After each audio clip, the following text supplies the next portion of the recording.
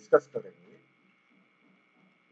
कुछ चीजें जो अभी तक हम लोगों ने अभी तक डिस्कशन में नहीं लाई थी। सबसे पहली चीज थी ये बॉडी टैग के कुछ एट्रीब्यूट, जैसे टेक्स्ट एट्रीब्यूट, बैकग्राउंड एट्रीब्यूट, ये अभी तक हम लोगों ने डिस्कशन में नहीं लाए, तो इसको आज हम कवर अप करेंगे। तो सबसे पहला काम तो ये है कि अगर आप सबसे पहले एक वेब पेज आप बनाते हैं, पहले डेस्कटॉप पे एक फोल्डर बना लें। यहाँ पर अप्रैल 21 आज की डेट का एक फोल्डर आप बनाएं, और यहाँ पर क्या है कि एक वेब पेज जो है आप एक क्रिएट करें, पेज 1.html। तो एक HTML पेज आपने क्रिएट किया, अब इसको आप नोटपैड पे ओपन करते हैं। तो सबसे पहले जो जिस एट्रीब्यूट की हम लोग बात करेंगे, टेक्स्ट एट्रीब्यूट की हम लोग बात करेंगे, ठीक है। तो आपने क्या किया, पहले एक वेब पेज आप बनाते हैं, HTML, एक normal HTML page,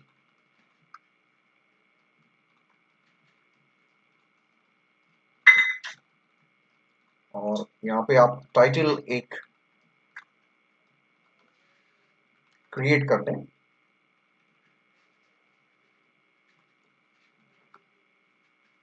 body tag attributes की आप बात कर रहे हैं, तो इसको एज अ टाइटल आपने लिख दिया। और आप जानते हैं HTML डॉक्यूमेंट को के दो सेक्शन होते हैं, one is head, another one is the body. और यहाँ पर आपने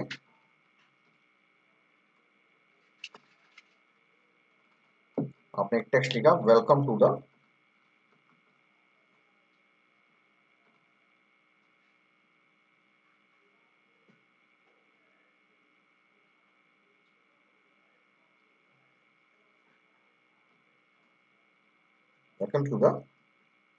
HTML ट्यूटोरियल।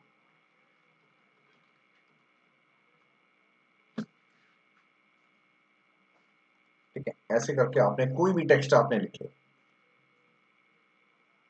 अब इसको हम एक बार रन करा के देखते हैं। आप यहाँ पर आप इसको, ऑब्वियस सी बात है, इसमें क्रोम मतलब ब्राउजर का ही आइकन बन के आ रहा है, तो ये ब्राउजर पे डायरेक्टली ऐसे इस तरह से ओपन। अगर आप अब टेक्स्ट एट्रीब्यूट की बात करते हैं बॉडी में, अब यहाँ पर अगर आपने टेक्स्ट में आपने एक कलर दिया, आपने रेड दे दिया, जब टेक्स्ट में आपने रेड कलर दिया तो एक कंट्रोल एस करें और फिर इसको रिफ्रेश करें, तो यहाँ पर ये देखो रेड कलर में टेक्स्ट अपीयर हो रहा है। तो टेक्स्ट जो एट्रीब्यूट बॉडी का क्या करता है, टेक्स्ट एट्रीब्यूट बॉडी का, बॉडी के अंदर जो भी टेक्स्ट डिक्लेयर्ड है उसका जो है कलर ये चेंज कर देता है। ये आपका बॉडी के टेक्स्ट को, कलर को चेंज करने के काम में आता है। तो ये चीज जो है इस एट्रीब्यूट का फंक्शन है जो कि हमने अभी कवर अप किया। दूसरा जो एट्रीब्यूट है that is known as the background. Background जो है, बैकग्राउंड एट्रीब्यूट का काम किसी बॉडी HTML डॉक्यूमेंट के बैकग्राउंड में किसी इमेज को अप्लाई करने के काम में आता है, किसी इमेज को अप्लाई करने के काम में आता है। सबसे पहली चीज तो ये है कि एक काम ये आपने किया कि आपको एक इमेज लेना पड़ेगा। जैसे आपने एक इमेज मेरे पास यहाँ पर देखिए, डेस्कटॉप पे एक बैकग्राउंड डॉट जेपीजी करके एक इमेज है। इमेज का नाम कुछ भी लिया जा सकता है, जरूरी नहीं कि बैकग्राउंड डॉट जेपीजी है। तो ये इमेज जो है मैंने अपने इसी फोल्डर में, जिस फोल्डर में हमारा वेब पेज है उसी पे हमने कॉपी कर। तो कॉपी करने के बाद फिर अपने वेब पेज को ओपन करते हैं, और यहाँ पर क्या है, आप बैकग्राउंड एट्रीब्यूट को आप इंक्लूड करते हैं, एंड इसके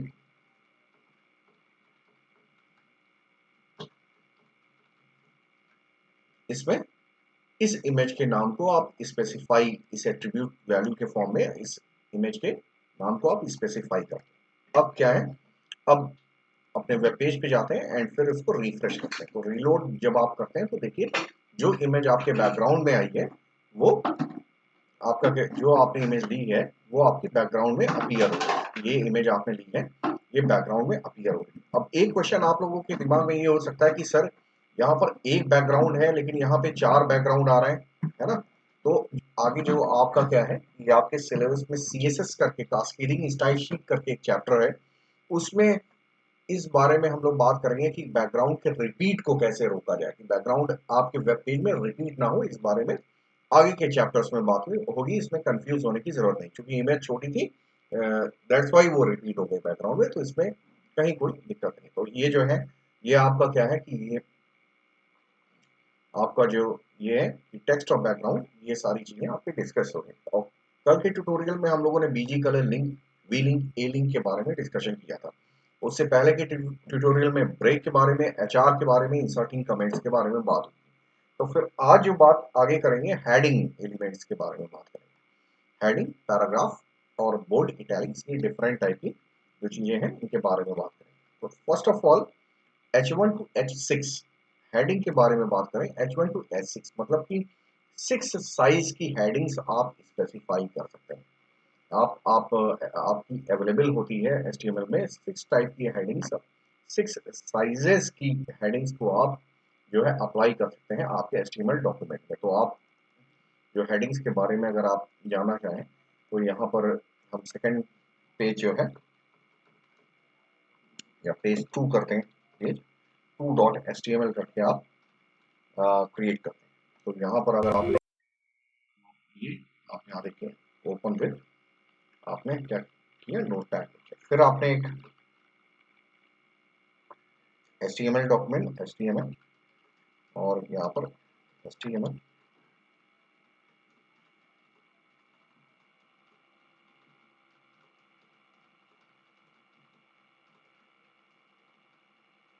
दैट इज राइटिंग।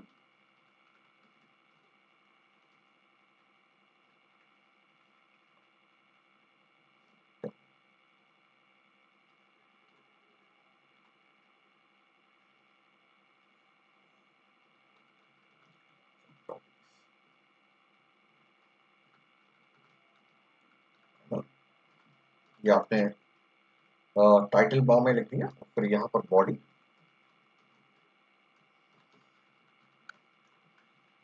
अब देखते हैं हम लोग हेडिंग्स के बारे में। अगर एक नॉर्मल टेक्स्ट,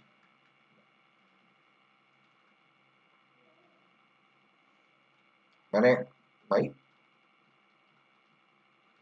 कॉर्पोरेट ट्रेनिंग करके एक टेक्स्ट डाला जो नॉर्मली कुछ इस तरह से अपीयर हो रहा है ऐसे।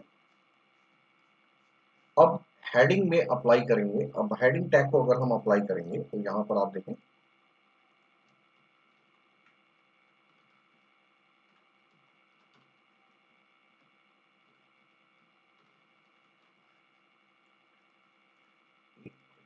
तो माई कॉर्पोरेट ट्रेनिंग, ये आपका बोल्ड फॉर्मेट में आ जाता है। देखिए किसी किसी भी टेक्स्ट के बोल्ड होने और किसी टेक्स्ट का हेडिंग होने में थोड़ा डिफरेंस है।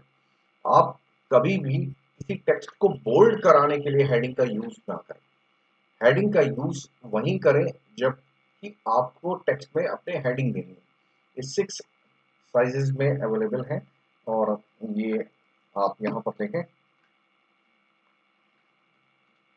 ये S2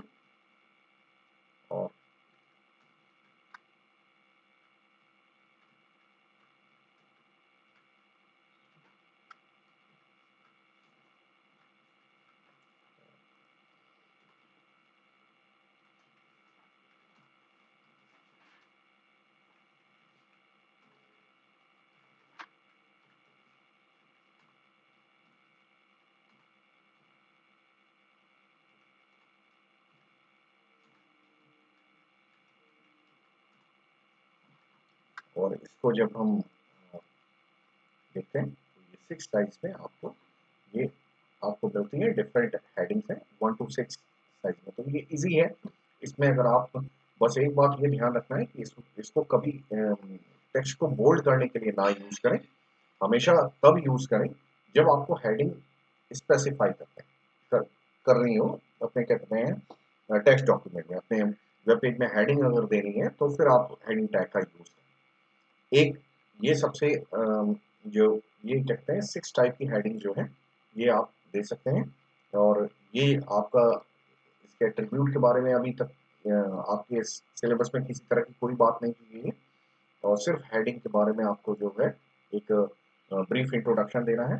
आगे हम लोग पैराग्राफ की बात करते हैं। पैराग्राफ को आप जानते हो, ये एक टेक्स्ट होता है, एक मल्टी लाइन टेक्स्ट होता है, लेकिन पैराग्राफ देने से क्या फर्क पड़ता है इसके बारे में हम अभी बात करते हैं। हम कोई भी टेक्स्ट जो है, हम एक अलग पैराग्राफ के लिए एक अलग डिक्लेयर कर रहे हैं, page 3 dot,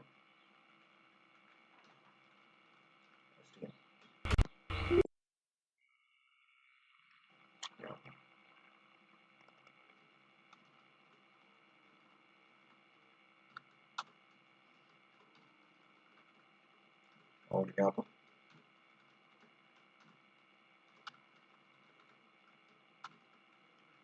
that is title.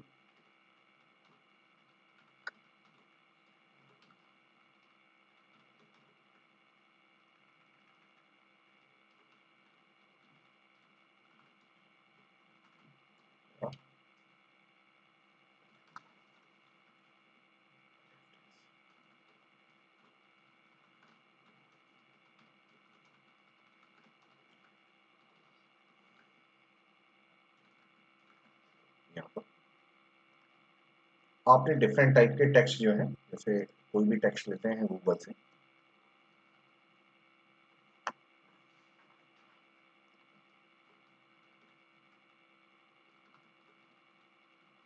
तो ईमेल हिस्ट्री, और इस तरह से कोई भी टेक्स्ट आप मल्टी लाइन टेक्स्ट जो है,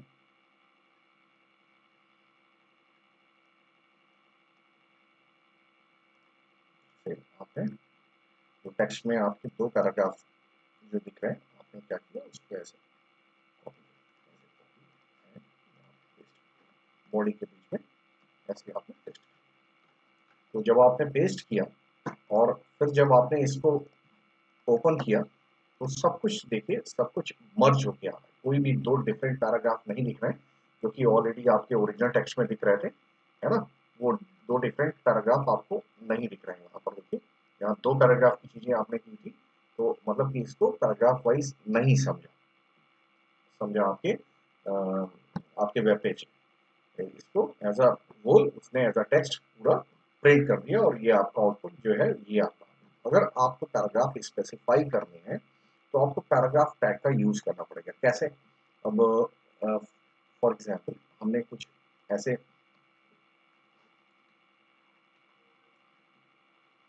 जैसे इस टेक्स्ट को हमने क्या किया कि इसको देखिए, चाहे जितना भी मल्टी लाइन उसमें हम ब्रेक कर दें, तब भी ये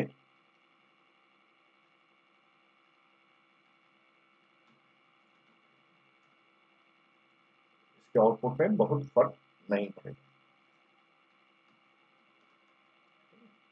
तो ये जो इसको भी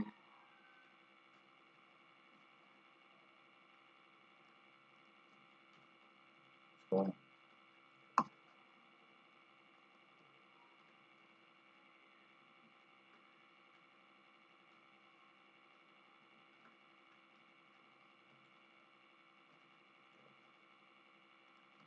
अभी भी हमने इसको मल्टी लाइन में हमने ब्रेक किया है फिजिकली, लेकिन क्या है, इसके आउटपुट में अभी भी किसी तरह का चेंज नहीं है। लेकिन अगर आप इसको आप चाहते हैं कि ये एक डिफरेंट पैराग्राफ बने और ये set of lines different paragraph बने, तो आपको क्या करना पड़ेगा, एक पैराग्राफ करके एट्रीब्यूट है, एक टैग है आपके HTML में, तो उसको आपको अप्लाई करना पड़ेगा।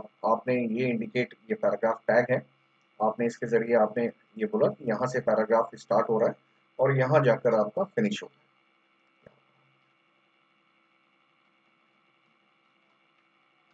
ठीक है, और फिर दूसरे पैराग्राफ के लिए आपने ये बोल दिया, ये पैराग्राफ यहाँ से स्टार्ट हो रहा है और ये आपका यहाँ से फिनिश होता है।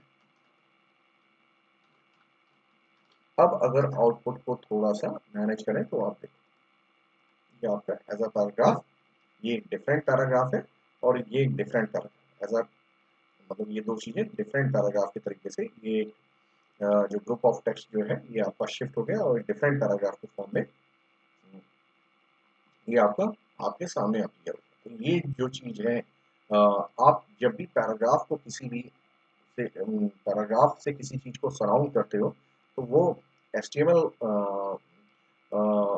जो जो वो पर्टिकुलर टेक्स्ट वेब ब्राउजर में एज अ पैराग्राफ प्रिंट होता है। अदरवाइज एज अ होल पूरा टेक्स्ट एक साथ प्रिंट हो जाएगा। अब ये क्या है कि ये आपका देखिए डिफरेंट, अब ये दोनों चीजें अलग अलग पैराग्राफ की चीजें बन गई हैं। तो पैराग्राफ का काम पैराग्राफ में ग्रुप ऑफ टेक्स्ट को स्पेसिफाई करने के लिए होता है। इसमें कुछ बहुत ज़्यादा चीज़ें तो नहीं, इजी है। और वेब ब्राउज़र में अगर डिफरेंट पैराग्राफ आपको मेंशन करने हैं तो हमेशा पैराग्राफ टेक्स्ट का यूज़ करते हैं। बाकी सारी चीज़ें जब पैराग्राफ में और सारे फॉर्मेटिंग फीचर तब इन्वॉल्व होंगे जब आपको CSS पाएंगे। ये चीज़ जो है ये पैराग्राफ टैग का। अब कुछ और भी चीज़ें हैं, जैसे क्या है कि बोल्ड, इटैलिक और अंडरलाइन टैग्स के बारे में हम लोग डिफरेंट अगले वीडियो लेक्चर में बात करेंगे। ठीक है, तो इसको हम यहीं पे सम अप करते हैं। Good bye.